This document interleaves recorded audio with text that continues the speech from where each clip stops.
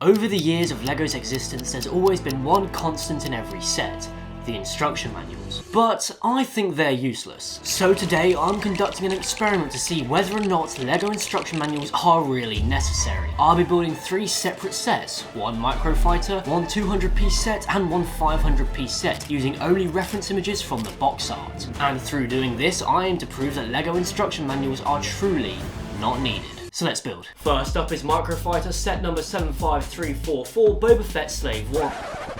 Starship. 2024. Starship. My bad. The box art of this set features the ship flying on the front, a landed view on the back, and a close-up view of the ship flying again on the side. Not too much to work with, but I think we can get it done. So I threw away the instruction manual and began building. I'm starting the build with the back box art, working on the foundations of the ship.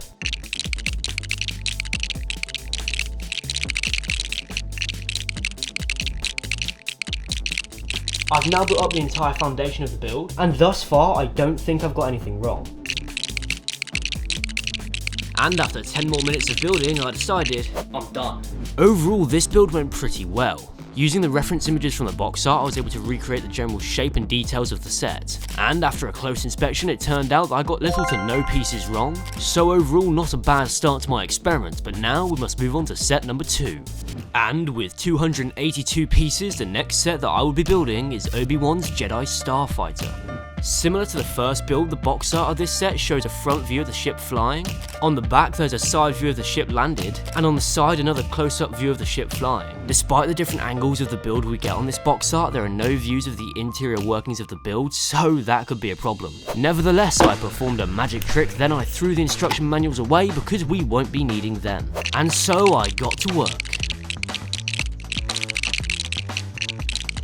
Now the box art only shows the exterior details, so although that part is easy, doing the interior workings to hold it all together is extremely difficult.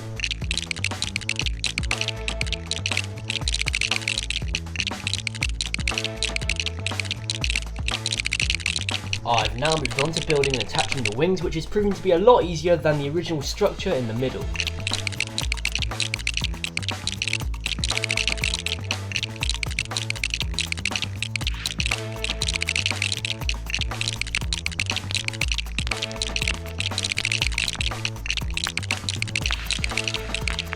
And with that, I think I'm done.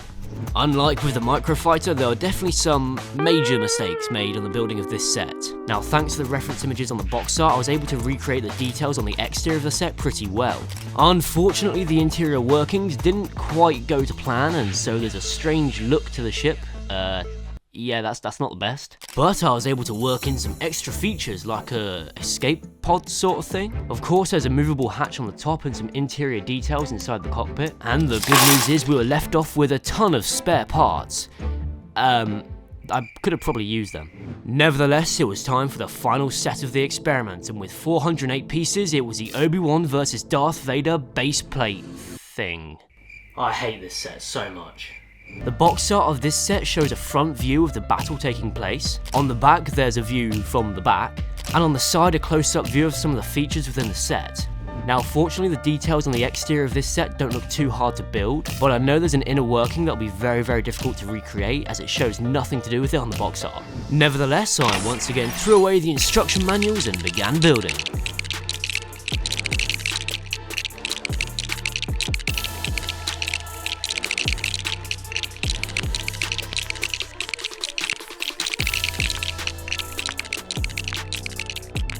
So I begun by adding the edge details around the build, but unfortunately on both the front and the back box art you can't see this side here, so that means I've got to do it myself, but that's okay because that means I can improve its questionable design.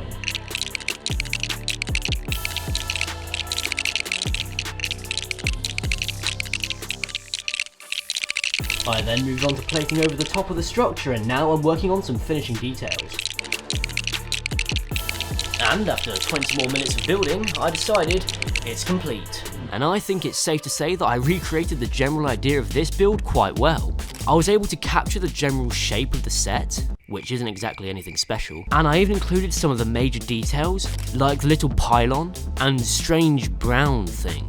The rock work around the edge was actually done very well in my opinion, as that was quite predominantly seen on the box art. And unfortunately I may have sacrificed some of the structural support, but that don't matter.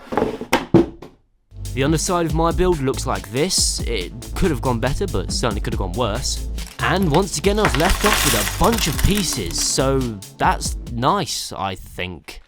And so with all 3 of my sets built, I had come to the decision that the experiment was a failure.